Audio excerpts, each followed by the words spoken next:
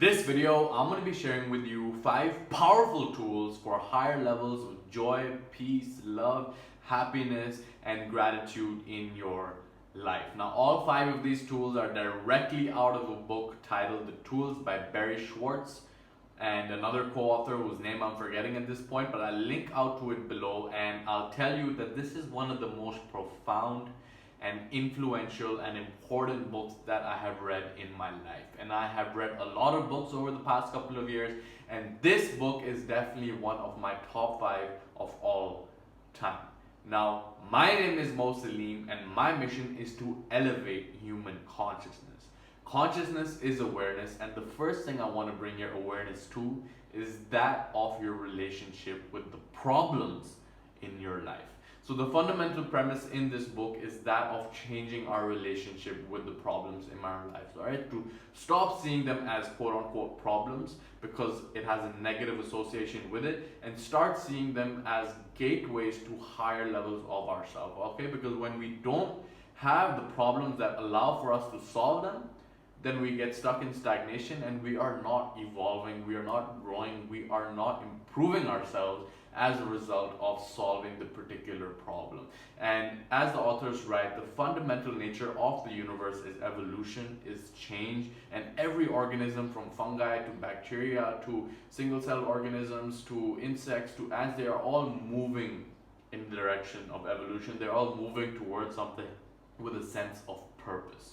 But a sense of purpose does not come from thinking about a sense of purpose. It doesn't come from having an attitude about it. It comes from adjusting our behavior, our current behavior, in alignment with the future vision that we are striving to create, okay? So having that vision is the first step, obviously, and then the second step is aligning our present behavior with that future vision. Now, the first tool is engaged with that of changing our relationship to pain, because many times the comfort zone is by definition comfortable, and the mind is a tool that was designed for a time very different from the time that we're living in right now. It craves comfort, it craves familiarity, and really it causes us to stay in the comfort zone when really the comfort zone just keeps our lives small. It keeps our lives in opposition to the fundamental flow of the universe, which is that of evolution, of change. Now, of course, our ancestors were in an environment which forced their evolution, which forced them to continue improving and reaching the point where we are right now. But at this point in humanity, we have taken control of our situation to the point where there are no more threats in the environment that are forcing us to get better. So for that reason, we have to force ourselves and put ourselves in the environment that will facilitate our own evolution. Okay, now many times we are avoiding that thing which we really need to do, which we know is the right thing for us to do.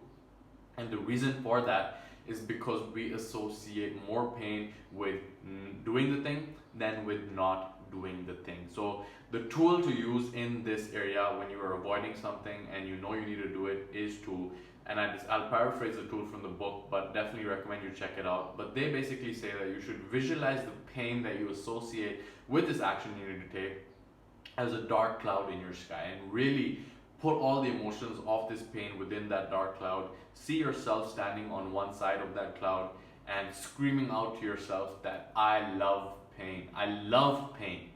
And as you move towards that cloud, you go into that cloud, you visualize all the pain you would experience by going into that and doing the thing that you are avoiding, that you know is necessary for your evolution, and you come out of it on the other side saying that pain sets me free. All right, pain, when you change your relationship with pain, then you can go ahead and make yourself do the things that will allow for your highest levels of growth, for your higher levels of expression, for you to become a higher level of yourself, and really that will help you experience the emotions of health, of happiness, of joy, of fulfillment, knowing that you are growing and in harmony with the universe. Okay, so the second tool is that of active love. Okay, and it's really about when you are experiencing negative emotions towards someone and you want to confront them, but you're delaying, and the anger is rising and rising, and those negative emotions are rising, and you are getting to the point where you think that if you confront them now, it's just going to get even worse than it is right now. So the tool in summary is to imagine your heart expanding into this bright light, whatever color you want to imagine it to be, and that light is that of unconditional love, right?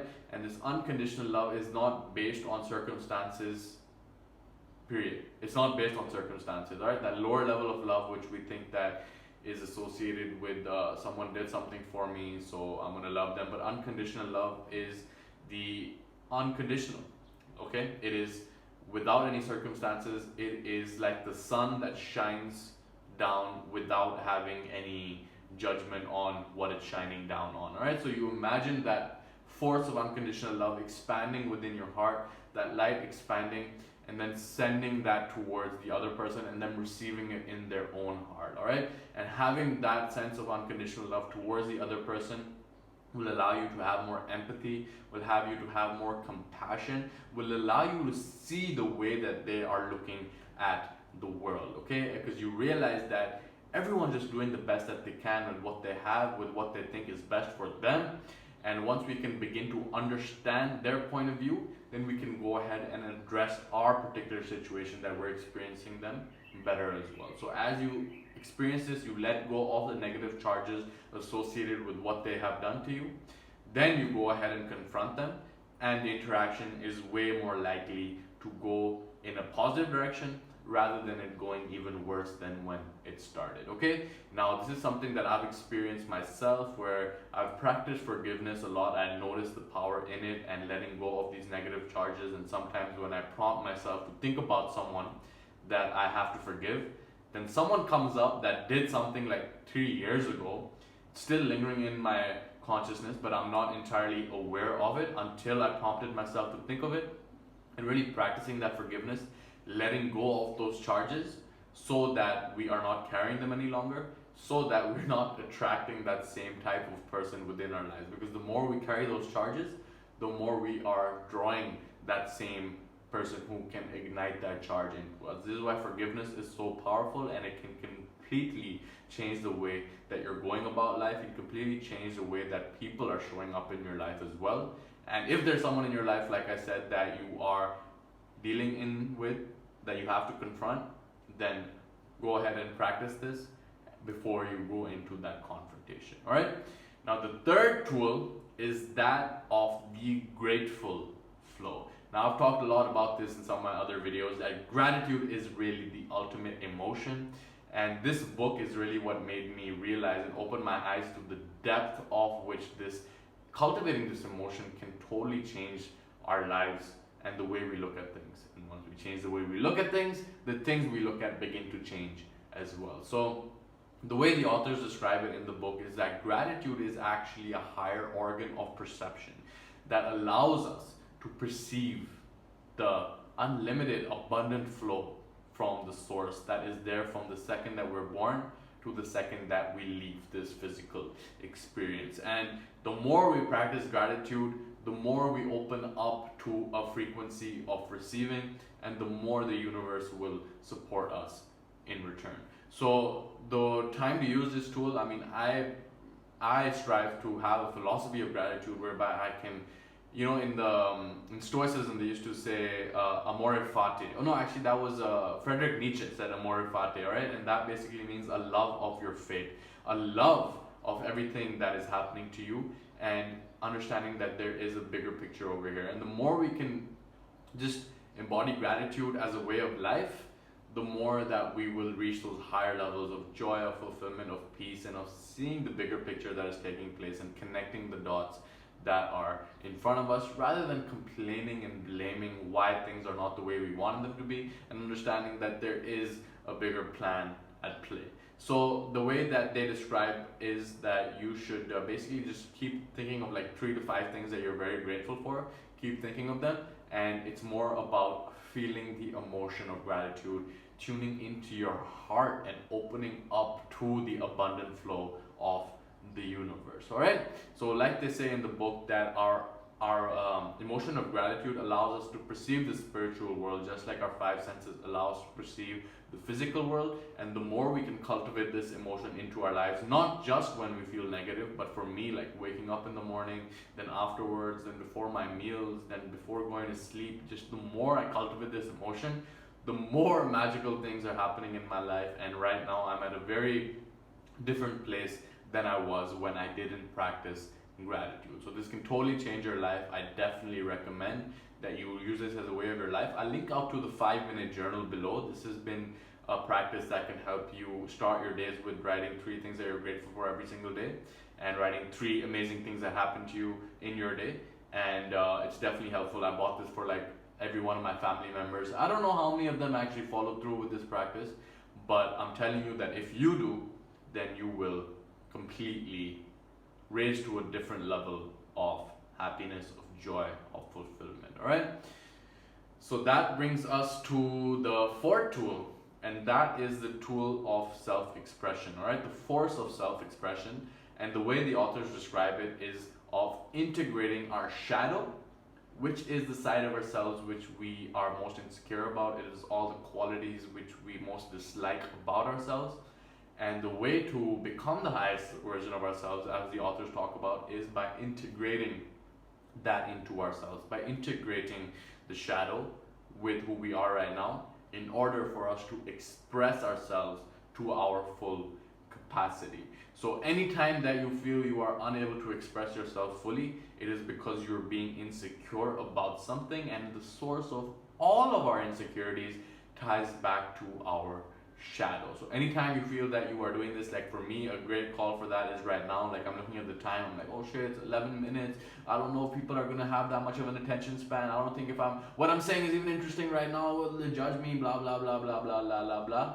That's what my mind is going through. Actually, I kind of plugged that in so that I could use this tool right now. But basically, it is to visualize the personification of every quality that you dislike about yourself, having a personification of that in front of you, and developing a relationship with that aspect and talking directly to that aspect, so that you have no holds barred in terms of you expressing yourself. There's no blocks, there's no breaks, because you are addressing everything that you're insecure about. You're letting it out all on the table because you have a relationship with that dark side of yourself. All right. And this is an amazing tool for me. Like in the beginning, when I first got started shooting videos, there was even more of a thought chatter. Now I don't identify with it as much because I've continuously taken practice of just filming these videos and overcoming that negative thought chatter. But anytime that I am trying to express myself or in the process of expressing myself, I really don't like the word try, and I just use it. And I intend on being very aware of my words that I use, and the word try is something that I am not very fond of the vibration. But when I'm in the process of expressing myself and I feel that I am not doing it fully, that is my call to use this tool to bring my shadow into my awareness, develop a deep connection with it, and go ahead and say what I was going to say anyway. All right. So if you struggle with expressing yourself fully, then it is because you have not addressed your shadow. You have not looked at those darker aspects of yourself which are suppressed, which are you dislike about yourself. And the key to transcending that is by looking at it, by shining light on it, and developing a relationship with it. Now the next tool is that of jeopardy. All right. This is when you want more willpower, when you want to have the will to do what needs to be done, when you're not really taking action towards it. And the way the authors describe it is that there is a fleeting emotion that a lot of us feel in the backdrop, that we are wasting our lives, that we are not expressing the best version of ourselves, that we have more to give, that we are not living up to our highest potential. And this is what leads to those lower emotions of apathy, guilt, shame, of fear, because we are not expressing the best version of ourselves. And notice how depression, we have a wave of depression going on in society, is the opposite of expression.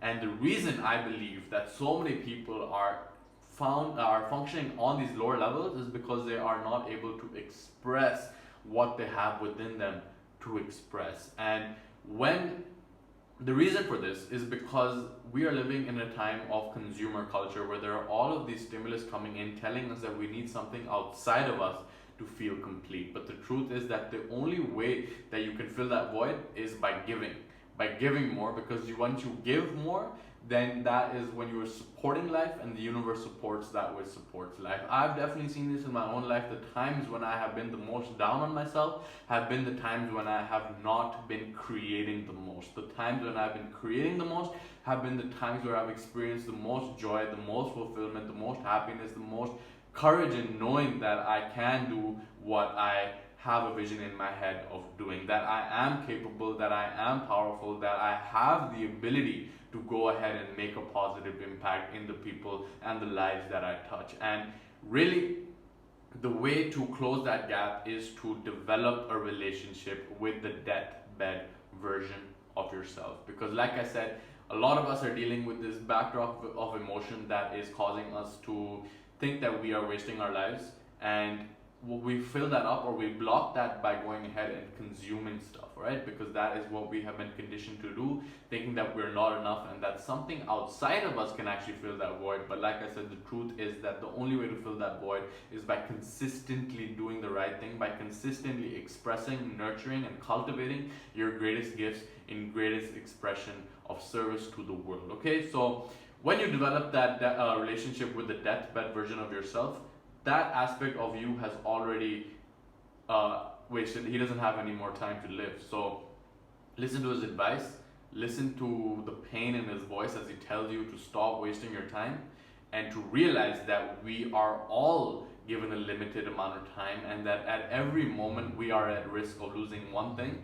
and that one thing is our future. Okay, so if you are procrastinating, I mean, we all do, and there's different scales of it. There's a spectrum towards how much we are actually wasting our time. But go ahead and develop a relationship with that deathbed version of you. Realize that we are not here to live forever. Realize that something outside of you is not going to make you feel better, and realize that you have to be the creator and go ahead and give more to live more. All right, as Tony Robbins says, the secret to living is giving, and the more you give of yourself, the more you will have to give of yourself, the more you will get in return. The more you get, the more you'll be able to give, and it'll be a positive, virtuous cycle. From there, that will completely change the way you're going about every aspect of your life. So those are the 5 tools. I definitely, I don't know how many times I said that, but you should definitely check out this book. It is the most profound book I have read at the point where I read it, and I would recommend it for everyone. And if everyone on the planet read this book, we would just be happier and more kind and more grateful species in total. Okay?